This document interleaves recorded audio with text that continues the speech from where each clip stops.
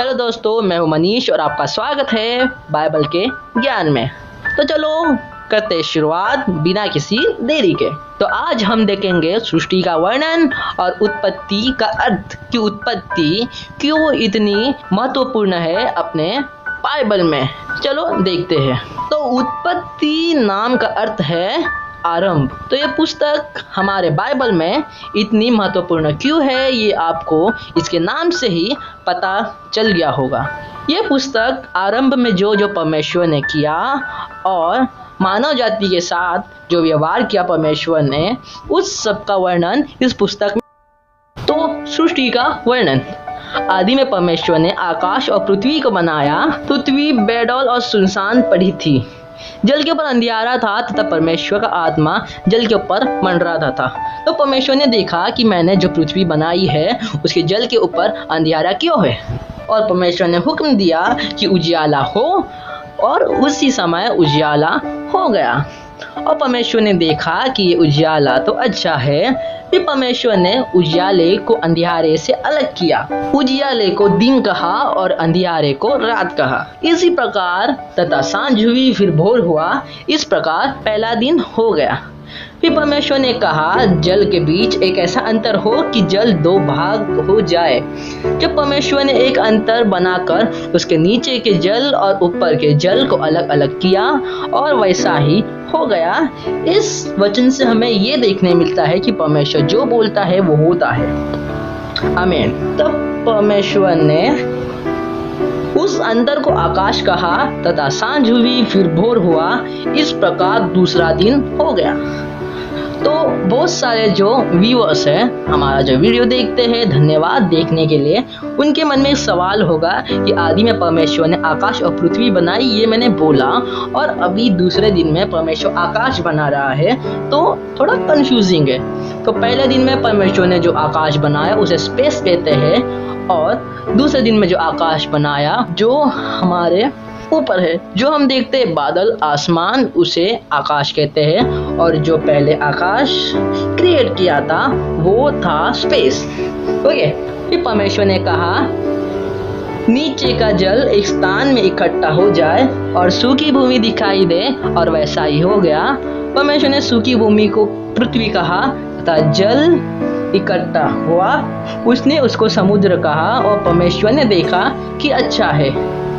फिर परमेश्वर ने कहा पृथ्वी से हरी भरी घास तथा बीज वाले छोटे छोटे पेड़ और फलदायी वृक्ष भी उनके अनुसार हो, जिनके बीज उन्हीं में एक एक की जाति के अनुसार है, पृथ्वी पर उगे, और वैसा ही हो गया।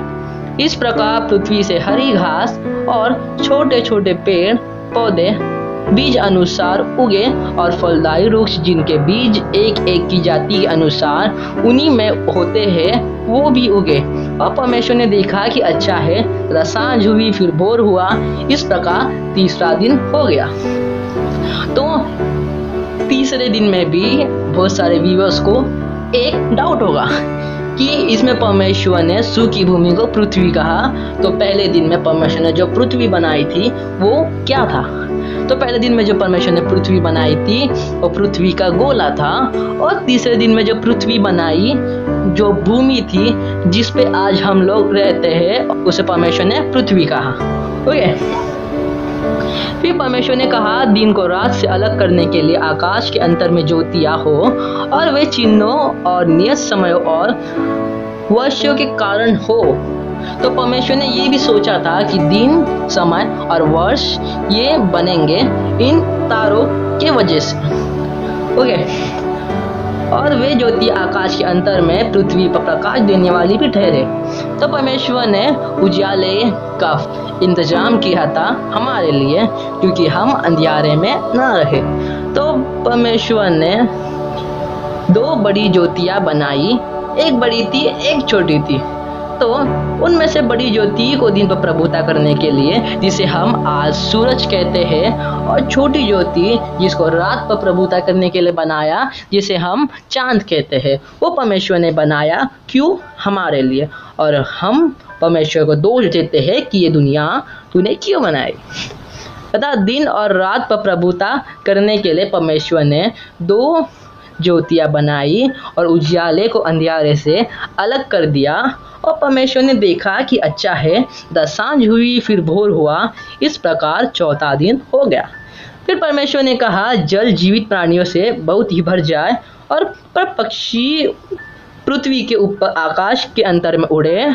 इसलिए परमेश्वर ने जाति जाति के बड़े बड़े जल जंतुओं की और उन सब जीवित प्राणियों की भी सृष्टि की, से जल बहुत ही भर गया, और एक एक जाति के उड़ने वाले पक्षियों की भी सृष्टि की।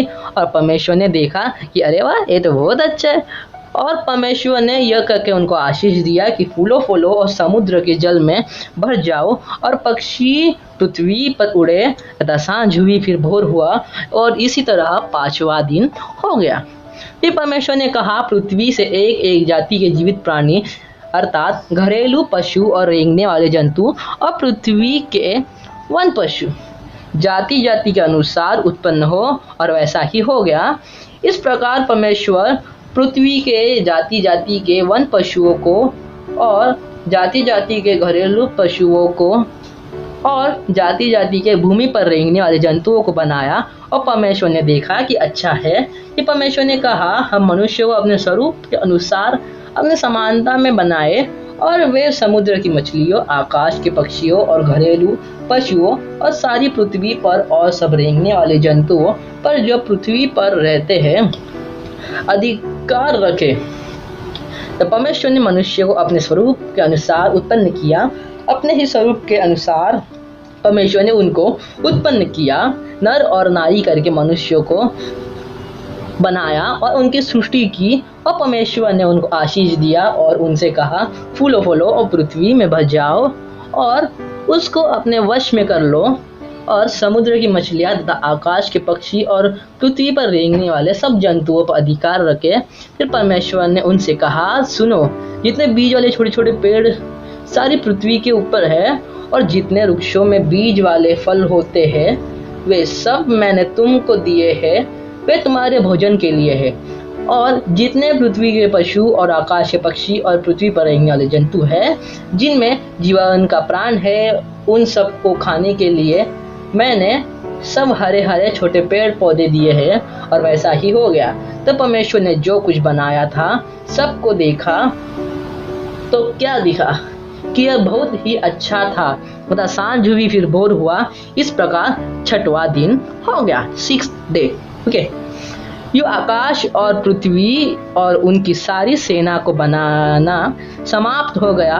और परमेश्वर ने अपना काम जिसे वह करता था वो 7वें दिन समाप्त किया, और अपने किए हुए सारे काम से 7वें दिन विश्राम किया। और परमेश्वर ने 7वें दिन को आशीष दी और पवित्र ठहराया, क्योंकि उसमें उसने सृष्टि की रचना के अपने सारे काम से विश्राम लिया।